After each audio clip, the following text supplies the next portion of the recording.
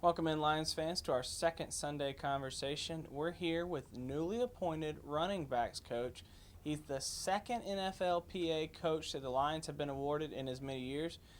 He's won 2 Super Bowls on 2 different teams, the Patriots and the Colts. Coach Kory Chapman, new running backs coach. Kory, How you doing?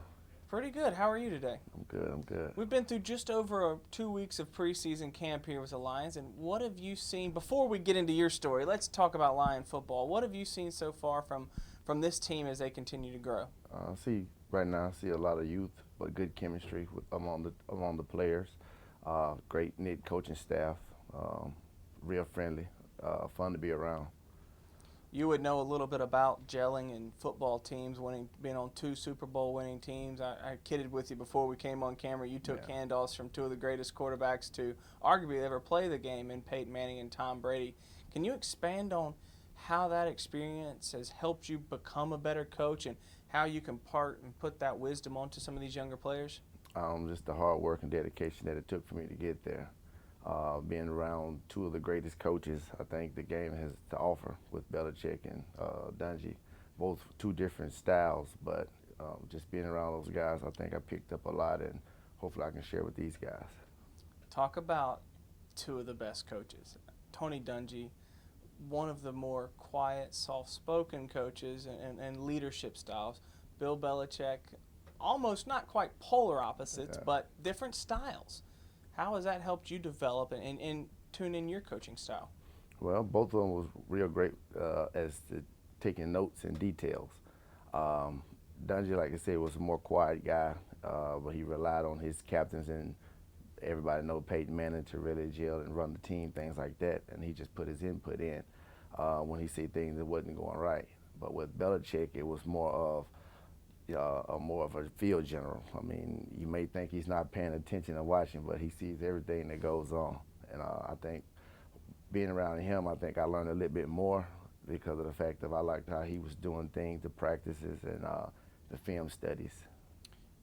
Will there ever be anything better than that feeling, being on a Super Bowl team? How did that feel, and can you kind of walk us through what those 2 years and those two teams were like? Like I said, from the start, it was a blessing just to sit at home on Sundays and watch Super Bowl nights and things like that, and always say, hey, I wish I could be a part of that. To finally being a part of that, it was just unreal. You know, that's the night when everybody comes out, all the celebrities and things like that. So it was a great feeling. Kind of walk us through some of the things, some of those details that you talked about, little things that, because you were an NFL player and the NFLPA has helped and planted you with A&M Commerce this year, some of those little things that you'll impart on some of those younger running backs and other guys on this team? Well, definitely staying in the film room.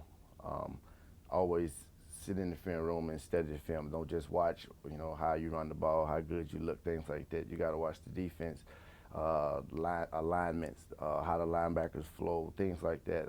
If you can learn that part, it'll really slow the game down. And that's what I'm really trying to bring to these guys, is trying to teach them how to slow the game down so they can really execute on their techniques and things. Talk about your story. You played at Jacksonville State, went back after you won 2 Super Bowls and were part of those teams and helped coach there. And then how did you end up here at A&M Commerce? Well, I was at University of Pikeville, and then I decided it was time for me to take a change, time for me to make a change. So I reached out to the NFL and just said, hey, I want to try to go through the program that they offer, the intern coaches and things like that. So I filled out all the paperwork. They searched around for me. Then Monty, I knew was here, gave me a call and said, hey, I'm going to talk to Coach Carthel and maybe try to get you out here. And Coach Carthel was all for it, so I'm here. So you knew Monteith before you guys came here. Right.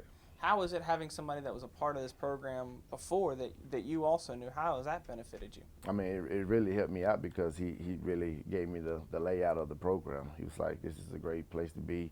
The coaching staff is real close and tight. He was like, the atmosphere is unbelievable.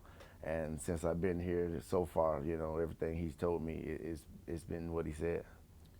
Looking forward at this 2015 season, what have you see that these Lions can accomplish?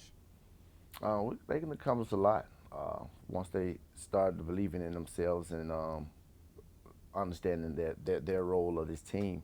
I think that the sky's the limit for them. Like we can't go out there and play for them. We can just coach them and teach them all the things they need to do to get better. And they have to believe in themselves. And I think once they all understand that they're one, then hey, the sky's the limit for them. And thanks for your time, Coach, and we appreciate you, coming out here and wanting to be a part of the Lions football. Right, I appreciate it.